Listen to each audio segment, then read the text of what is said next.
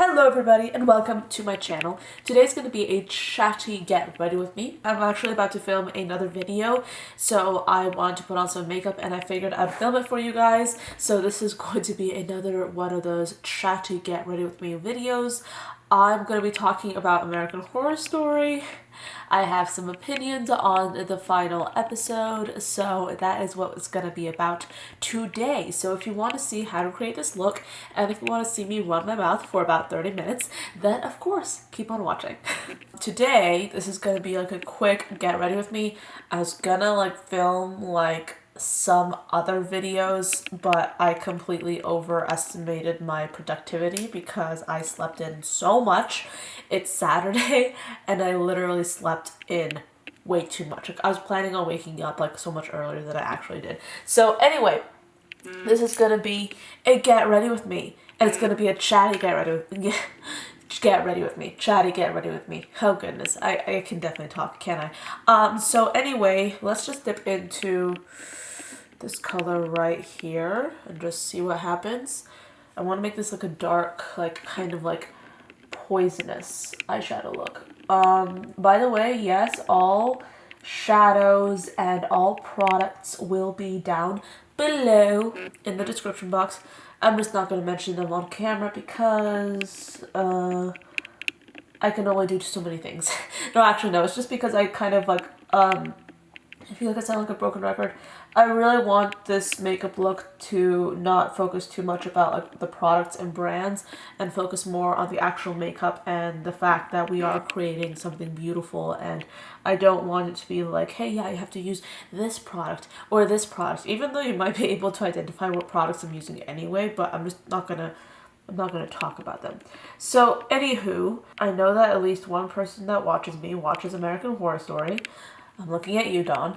But basically, my sister and I watched American Horror Story pretty much for 10 weeks straight. I think it was actually, no, 8 weeks, because I got her into it in the 3rd episode, and then after that we were just watching it every single Friday, and it was our thing. And I think that actually I want to continue that tradition with my sister, but I want to maybe do it with some other TV shows.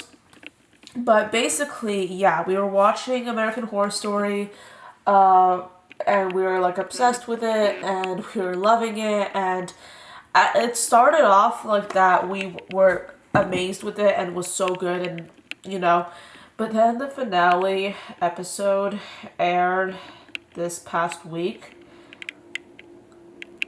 and I have some thoughts. I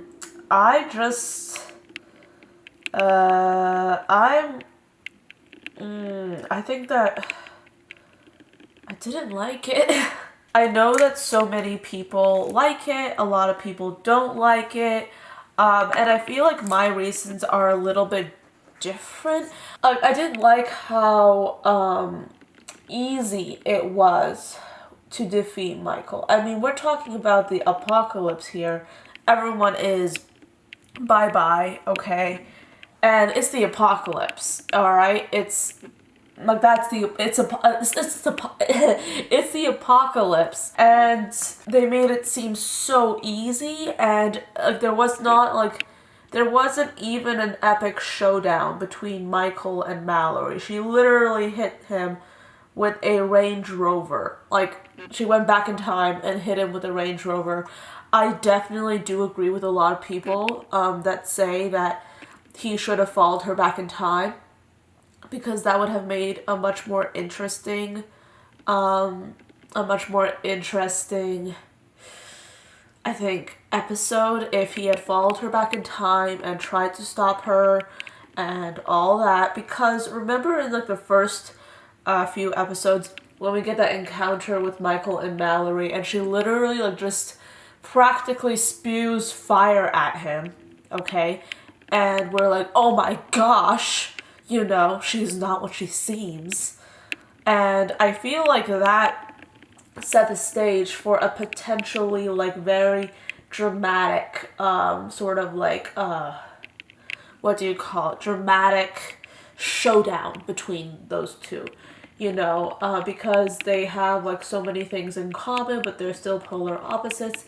And yeah, I feel like that was like them setting it up for us, and they never sort of delivered on it, because it's just like, seriously, this girl can bring back a dead deer, you know, like she has things going for her, and the writers like just didn't give like any opportunity for her to really like just, I guess, be a little bit more showy with her powers. And I don't know, a lot of people might disagree with me on that, but I definitely do wish that there was an opportunity for her powers to really come into fruition and to really just give us something apocalyptic. Because in this, like, at this point, cult, okay, seems more dramatic and seems more like, I guess, raw than the apocalypse. And the cult takes place in like this small town, you know, so it's like, it's supposed to be the opposite, but cult seems more serious and seems more like believable almost than apocalypse. That sounds weird, but I hope you understand what I'm saying. I'm gonna go ahead and do some foundation really quickly. And my sister and I, we both agreed that if it wasn't for that guy that plays Michael, I forget his name, Cody Fern. If it wasn't for Cody Fern, this like season would have been like unwatchable starting from like the middle, you know. And I know it sounds like I'm really roasting this season, and I did enjoy it. It was a great experience to watch this season. Where is, oh yeah, there it is. It was a great experience to watch this season, don't get me wrong. My sister and I had fun with it. We really liked it a lot. You get the feeling that this wasn't like the best sort of, I guess, the best season, and it's kind of like, I wanted it to be like this amazing season, and I guess it wasn't. And that sounds like very narcissistic, and that sounds like, oh yeah, I wanted this, I wanted that. But yeah, you know, I do think that the fact that we had like some really like strong characters like Michael Langdon and Mallory, I feel like they kind of saved it for me, because if it wasn't for them, like, I would be completely uninterested in watching the entire thing. And it's just in general though, there are so many characters that I wanted to learn more about, but we didn't learn about them. Like, we spent an entire episode talking about Miss Mead, you know. And it's like, no offense to Kathy Bates, but I don't like have any interest in Miss Mead. Like, I am not interested enough to watch an entire episode of Miss Mead when there are only 10 episodes in the entire season, and they're like being very slow about it, you know? Because I feel like when we first started watching the season, there was like all this expectation, and so many theories were building up, and everyone had their ideas, and it was so exciting. And then, like, we are left with, like, the end of the season and literally nothing. Like, I mean, yeah, something, but you get my gist. Like, we weren't given as much as we could have been, and I feel like if you're going to make this season so short, you could actually make it a little bit more fast-paced. I'm just gonna dip into this shadow right here, instead of really making it so slow in some areas and giving us information about characters that we really care nothing about. Like, those two young kids, like, I mean, young kids, they're pretty much my age, but like those two kids, I think Timothy and what's her name? Like, see, I can't even remember her name. Like, they had like their devil spawn of a child at the end of the finale, and you know, the whole message was that like Satan will always try to find a way to bring about the end of the world. You know, that was the whole message, which I was okay with. A lot of people didn't like that. I was okay with it.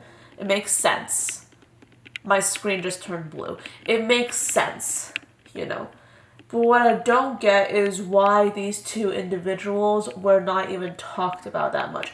Because, yeah, I mean, I get that you just had the devil's baby. Okay, I get that. But, like, I don't care. Like, I want to care, but at the same time, I don't. Because I don't even remember the girl's name, you know. Because they were given so little screen time. So we don't know who they are. We don't know them. We don't even know their relationship too much. They're given, what, like 10 minutes at the end of the finale maximum? And then they're also given like a little bit of like screen time at the beginning. So there isn't time for us to care about those characters. And so yeah, they just apparently were put into the entire season to make the Devil's Spawn Part 2. And it's like, well, we weren't even given an explanation as to what the sanctuary was. We weren't given an explanation as to what kind of a DNA testing that they were doing that they managed to fit into, you know. That wasn't like, we weren't given an explanation for that. So it's like, there were so many loose ends and they're not gonna get tied up. And it's like, why? You know? But yeah. But I really do hope that they end up bringing back Cody Fern for more of American Horror Story, because that guy is a great actor. Like, he is good. Like, the fact that he managed to play Michael Langdon so convincingly, because like when we first see Michael, he's like this like the Satan spawn. He's like the true embodiment of like evil, and he's so confident and everything. But that's not the last time we see him. Like, we see him in the flashbacks and he's a scared little kid. And the change that was, you can't do that with just like a change in hairstyle, you know? Like, you have to truly change the essence of the character and all that to really make it believable. And the fact that he managed to do that is mind-boggling to me. And I mean, the guy's so good. Like, he is so good. And I hope that he gets more roles, like a lot more roles. Actually, this eyeshadow is not really doing it for me. I think I want to get another palette. I actually think I want to switch to another pink, so I'm just going to grab this one. But yeah, I do hope that he gets more roles and that we see him a little bit more, like not just American Horror Story, but other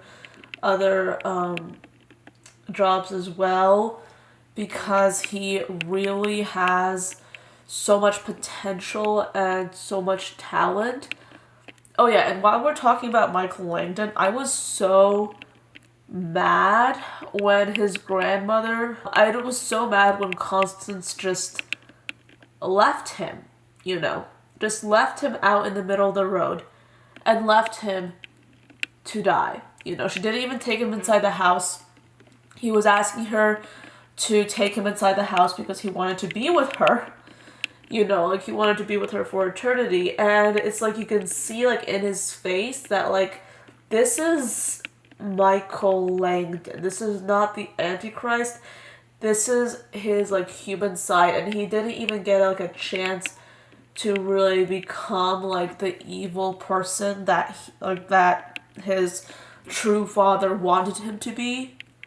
You know, and it's kind of like, you have to argue how much of the true human in him was present at his birth. Because I feel like the home, like the murder house being the gateway to hell, I feel like that just influenced so many characters to just completely turn evil, you know, and just to do despicable things.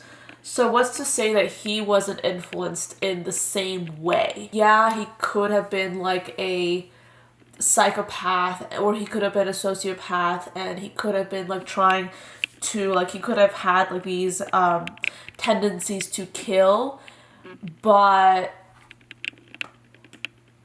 you know, but then he was like trying to act like, oh yeah, I'm like the helpless little boy, like I need help. But at the same time, like, I think that the fact that he was like condemned so soon, like Constance Langdon didn't even I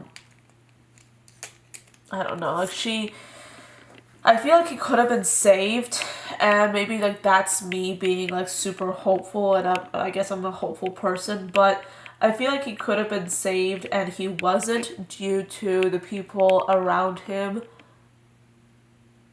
and I just didn't like that.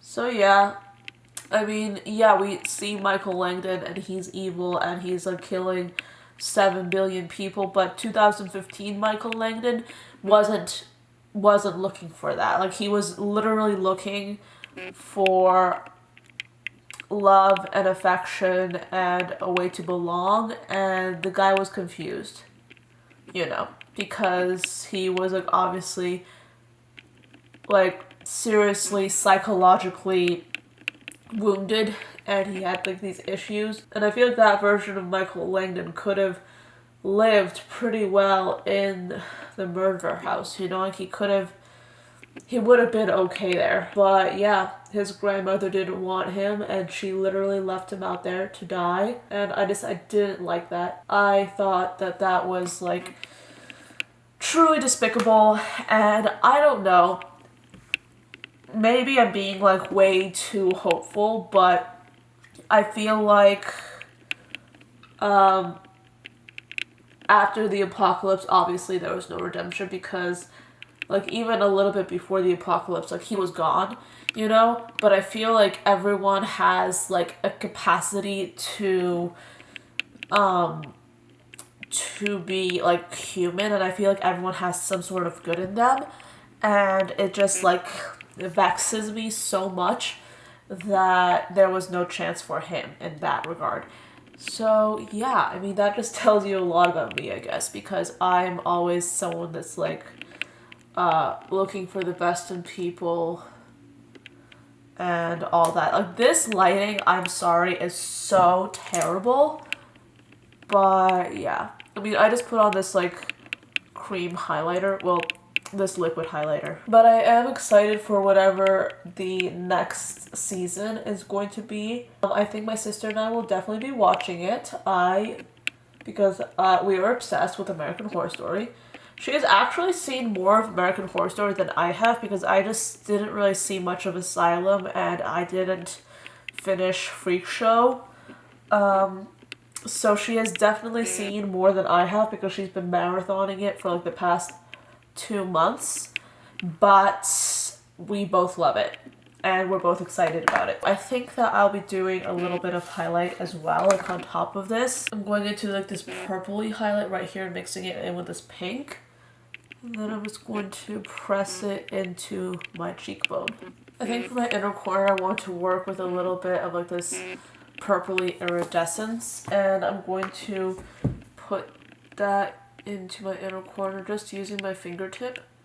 I feel like it's been a while since I've really been satisfied with a new TV show, and I honestly feel like that's a good thing, because binge watching used to be like a huge hobby of mine, but now it's like, it's toxic honestly for me, because like I have sort of this year really prioritized my time and doing YouTube like every single day, on top of working, on top of college. It's made me like realize what I want to spend my time on, and I feel like binge watching for me, like it's no longer something that can work out. So like in a way, I'm glad that I'm not watching a lot of TV shows, or like I'm not satisfied with a lot of TV shows, because it's sort of like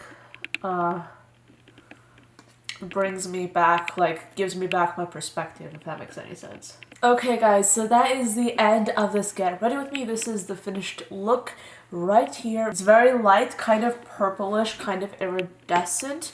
I'm kind of living for it. So thank you so much for watching till the end. I hope you enjoyed my chatty get ready with me, and I'll see you all tomorrow. Bye guys.